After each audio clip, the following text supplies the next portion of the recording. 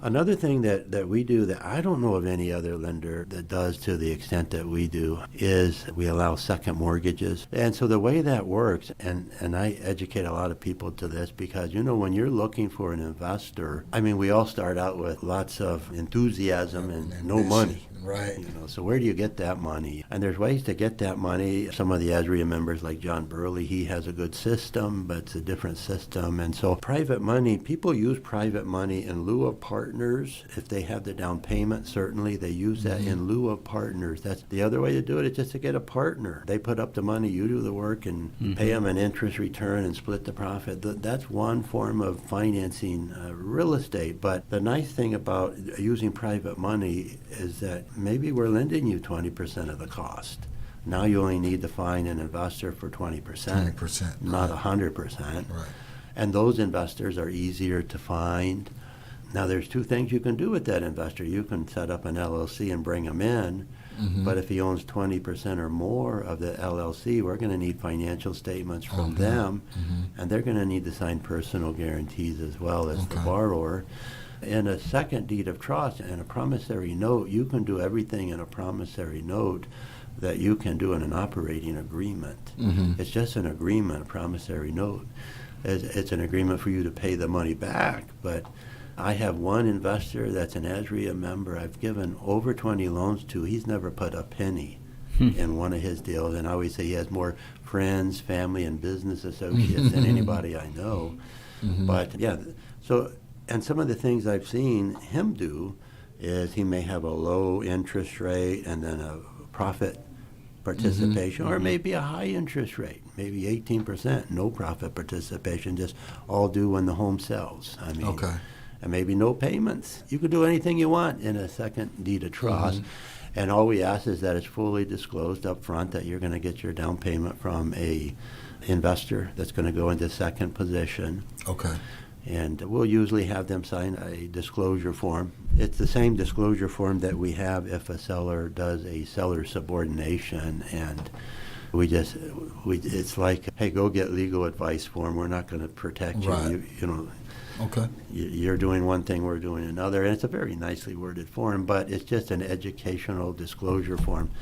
And so we would probably have them sign that as well. But that's if you're a member and you're trying to get your first few deals off the ground, you're saying if they're under 20% ownership or whatever deal you cut and they're under 20%, go get the money from someone else for your down payment, for your renovation costs. None of that matters to you as long as they just disclose what they're doing. Got it. Correct. So so you could easily get into these deals. You personally don't need the down payment or the renovation costs to get creative. So and the only exception to that, if the seller is going to carry all of the down payment, that's not the same as somebody else coming in with cash, because tricks can be played in a sales contract.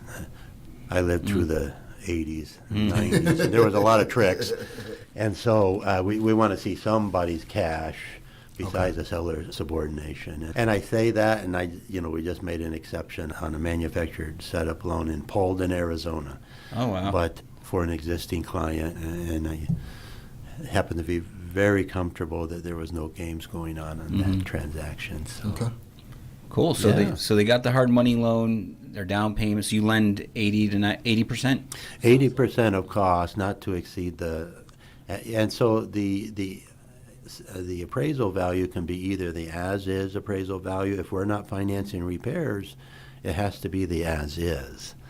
If we're financing the repairs, so when we say cost, that could be your purchase price plus your repair budget, and we throw in escrow, lender fees, and even a number of prepaid payments. So we're very generous with the way we calculate costs, because you're able to borrow up to a percentage of that total. And when you see our term sheet is just an Excel spreadsheet that we call our lending Bible, because it has everything in the loan that's going to happen. And when we give you the term sheet initially, it's based on what you're telling us. It's going to have an after repair value of $400,000. And this is what it's going to cost to fix it up. And then when we get it appraised, if it comes in at 4.25, we may lend more. If it comes in at 375, we may have to lend less because we're going to cap it at that loan Cap it value. at that 80%. So it moves. So when you're looking at buying a property, we'll lay, based on your information, lay a term sheet out and give it to you. Mm-hmm. And I think it's the best thing since sliced bread, because then you can see exactly what the loan's going to be, assuming all the information checks out, the value and the cost breakdown. Okay, so you will do acquisition and construction cost. Yes. So that's good. So for somebody that's new and they're like, man, I don't have the money, just find that partner with the 20% or below 20%, and then you can be in a deal with absolutely no money out of pocket. Right.